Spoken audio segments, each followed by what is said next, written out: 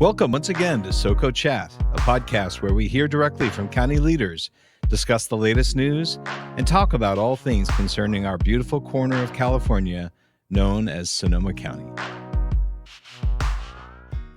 Welcome back to SoCo Chat. I'm your host, Matt Brown, Deputy Communication Manager for the County of Sonoma. Thank you for joining us.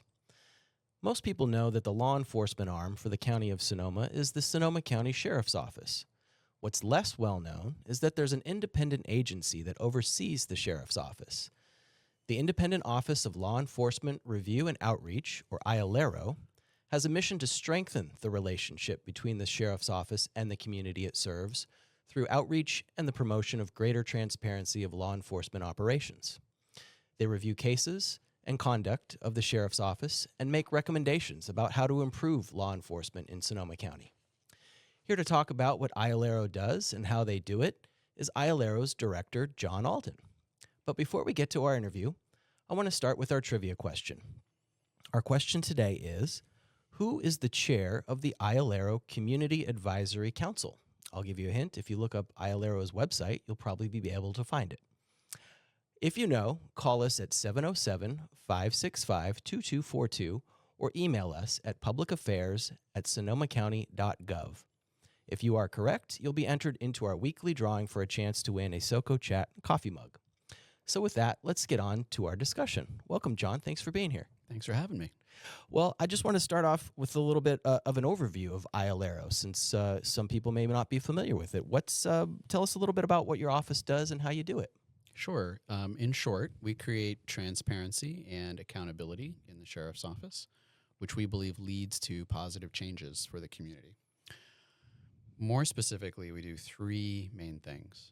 One is we double check or audit the Sheriff's Office's own investigations into its own deputies. And those include uses of force, alleged dishonesty, and complaints from the public about anything the public might want to complain about. We share with the public and the sheriff when we think the sheriff is doing a good job of holding its deputies accountable. And we also share when they could do better. We've seen a lot of improvement at the Sheriff's Office because of our work, and so we're continuing to do that day in, day out. Second, we also investigate independently when someone dies during interactions with a sheriff.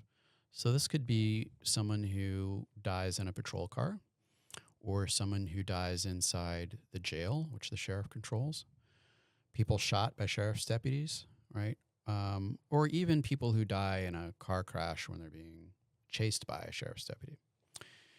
Then we give our investigation to the sheriff, and when the law allows us to the public as well.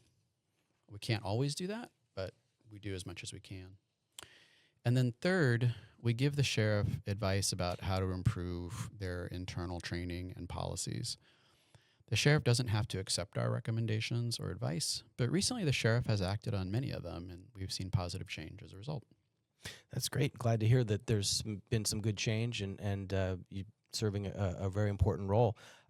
Curious, how do you choose the cases that you investigate? Well, the voters told us which cases they wanted us to investigate when they passed Measure P in 2020. In that ballot measure, the voters told us to investigate cases in which people died, which I mentioned earlier, and cases where whistleblowers inside the sheriff's office brought complaints to IOLERO. We investigate all of those cases. It's clear to us that those were the highest priority from the voters. We also could investigate other kinds of cases in which we think the sheriff's own investigation wasn't complete or thorough, but so far we haven't had enough resources to do those also, so we've prioritized the ones the voters singled out in Measure P. Separately from the investigations, we also double check or audit the sheriff's own investigations into its own deputies. And we do many more audits. They require less resources than an independent investigation. We don't investigate those cases ourselves. We're just double checking the sheriff's work. And those include almost every significant use of force that the sheriff's office engages in, and allegations of dishonesty that might come up from inside the organization or from the public, claims of discrimination and things like that. So we audit somewhere in the range of 40 to 60 cases in a year right now. Wow. Sounds like you're staying really busy with a lot of cases. Can you give us an example of some of your work? Sure. A few years ago, the sheriff's office had to pay a fair bit of money out in civil claims from lawsuits around times when their police dogs had bit people. I mean, in each of those cases, a deputy told the dog to bite someone, but they still had to pay a lot of money in those cases. There were 3 in particular. And so we audited those cases, gave advice to the sheriff's office about those 3 cases, and gave recommendations about how the training and the policies around the use of police dogs could be better. And we were happy to see the sheriff took those recommendations, most of them, and made substantial changes to the policies and the training for the canine unit that runs these dogs. And since then, the sheriff's office still uses the dogs, but they haven't bit anybody in at least a year and a half, maybe 2 years now. So that saves the county a lot of money in civil suits. And I think more importantly, it also has, we think, probably protected the public from being bitten when they shouldn't have been, which we think did happen a few times in the past. So that's from our perspective, a substantial improvement for everybody involved, for the sheriff, for the public. And we also think that one of the important parts of that work is that it's visible to the public. So all of this material is online. You can see it on our website. You can see the 3 cases I mentioned, both the sheriff's investigation and our audit of that investigation. You can see videos and photographs from those cases. You can see our recommendations, and you can see the way the sheriff's office policy has changed over time. That's great. It sounds like you're making a big difference and changing policy and improving the relationship between the sheriff and the community. That's awesome. Yeah. I'm curious about your relationship or IOLERO's relationship with the sheriff's office. How do you see that relationship? You know, historically, I'm told it was somewhat tense. Like back in 2016, 2017, when the office started, I think it was a more challenging relationship. But right now, it's, I think, a very good relationship. We talk to each other a lot. The sheriff, Eddie Ingram, and I talk directly to each other pretty frequently. Our IOLERO staff, our attorneys, talk to the staff at the Sheriff's Office Internal Affairs Division pretty regularly, like weekly. We've attended some of their trainings. We've toured their facilities like the jail or the substations, right? So we can learn more about what they do at the Sheriff's Office and what the life of a sheriff's deputy is like, just like we spend time talking to the public, too, about what their experience with the sheriff is. The Sheriff's Office has given us feedback in the last couple of years about how IOLERO's work could be done differently so that it's more helpful to the Sheriff's Office. And so we appreciate the two-way street. We've made some improvements in how we do our work at IOLERO, just like the Sheriff's Office has made some improvements in the kind of work they do. So in that regard, it's a collaborative relationship. It's not an antagonistic relationship. And I think that's important because we are going to disagree sometimes. But I like that we can talk about those disagreements productively and actually get some benefit from the disagreements and learn a little bit instead of it just being a shouting match or conflict, which, you know, regrettably you do see in some communities. So I think that's another way in which IOLERO has improved the relationship between the Sheriff's Office and the community in general. That's great. Glad to hear that there's a dialogue and a lot of communication between your 2 offices. Yeah. Let's say someone has a bad experience with the Sheriff's Office and they want to submit a complaint. How can they connect with your office? There are a lot of ways to do that. You can call us at 707-565-1534, and our staff will help walk you through the complaint process. We do that in Spanish and English. You can also complete a complaint form online, also Spanish or English. Our website's sonomacounty.ca.gov/IOLERO, IOLERO. You can also come in person or mail us a complaint to our address, which is 3333 Mendocino Avenue at the corner of Bicentennial.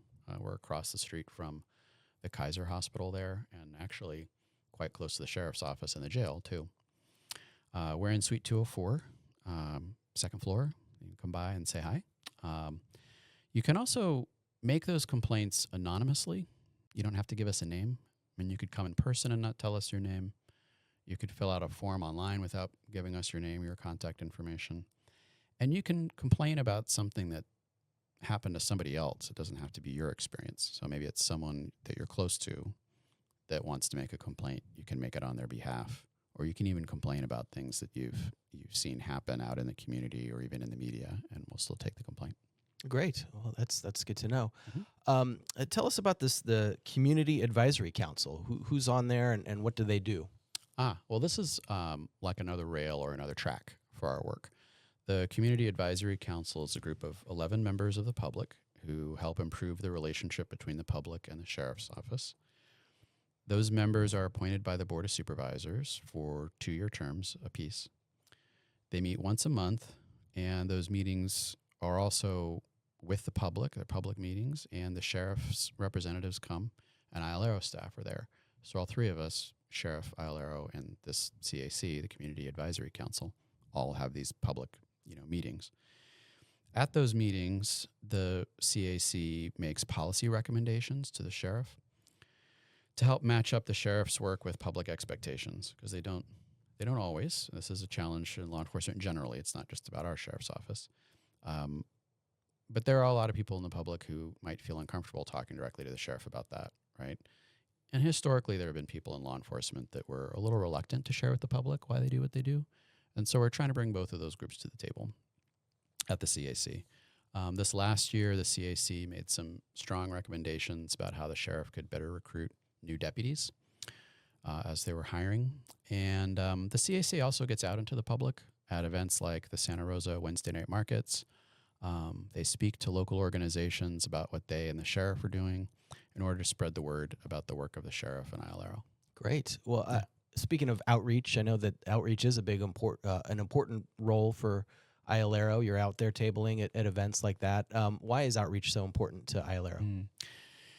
Well, IOLERO was ultimately created by the public, both in 2016 when there was a public-facing commission called the CAE Task Force that recommended our creation, and also in 2020 when the voters approved Measure P and expanded our work and our funding. So for us, we know that while there have been many other stakeholders and strong support from a lot of people inside the county, not the least of which is clearly the Board of Supervisors, who's also been really strongly behind IOLERO. But we know that the public has really been particularly concerned about our work. And so we want to know from the public what their concerns are, both positive and negative. Right? So it's really important for us to always be in conversation with the public. Yeah, that's great. You did mention Measure P. I want to talk a little bit more about that. So that was the 2020 initiative that voters passed. It passed with 64% support, so clear support in the community. And it related to IOLERO's oversight powers. Can you tell us a little bit more about Measure P and what that does? Yeah, that 64% vote is interesting. Someone in the community pointed out to me recently that roughly 2.5 times as many people voted in favor of Measure P than voted at all in the most recent elections for sheriffs. So apparently a lot of people really like Measure P.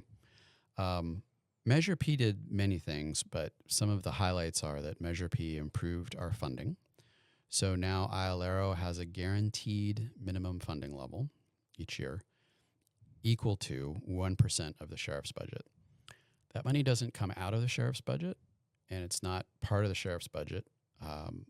It comes from the county's overall budget. It's just equal to 1% of the sheriff's budget, which in a certain sense is not a lot of money compared to the sheriff's office, but it does give us a very stable level of funding so we can recruit the best attorneys and keep them. And people know their jobs are going to be secure when they work for us. And then those attorneys serve as our auditors and our investigators, and that's allowed us to expand our work and amplify our voice out in the community.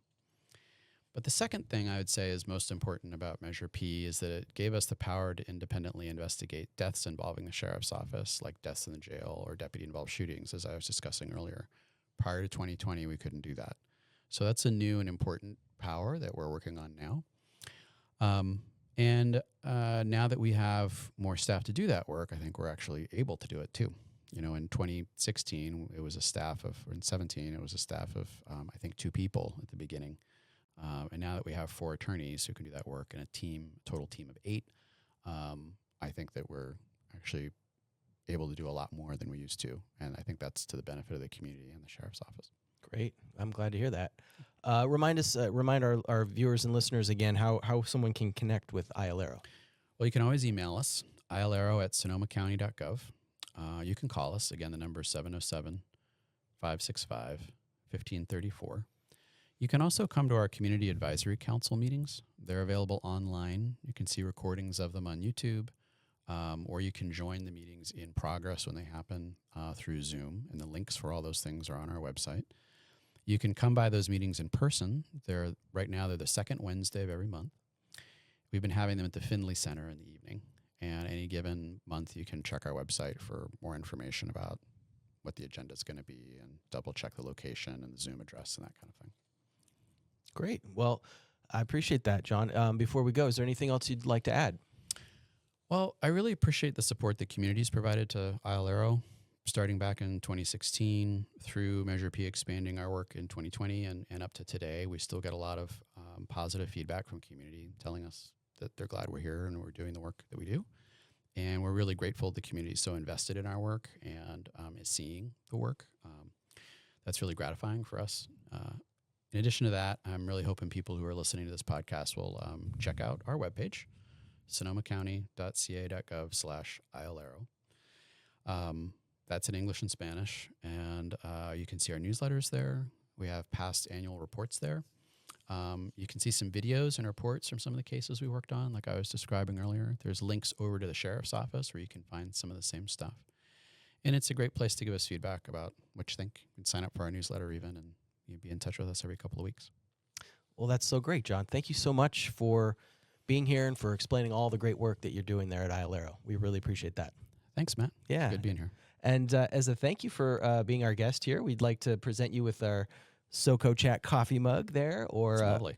or a water bottle, or anything else you'd like to take. And to our listeners, we'd also like to give you a chance to win one of our SoCo Chat coffee mugs. Just answer our trivia question, and you'll be entered into our weekly drawing. As a reminder, our question today is, who is the chair of the IOLERO Community Advisory Council? And you can check out IOLERO's website and probably find the answer there. If you do know the answer, call us at 707-565-2242 or email us at publicaffairs@sonomacounty.gov. Submit your answer to us as soon as possible for a chance to win that prize. Also, if you have comments about this or any other segment or have a suggestion for a topic for a future SoCo Chat discussion, please email us at that same address, publicaffairs@sonomacounty.gov. Thank you all, and we hope you continue to follow SoCo Chat on Spotify, Apple Music, Amazon, and of course, YouTube. See you next time. Thanks again, John.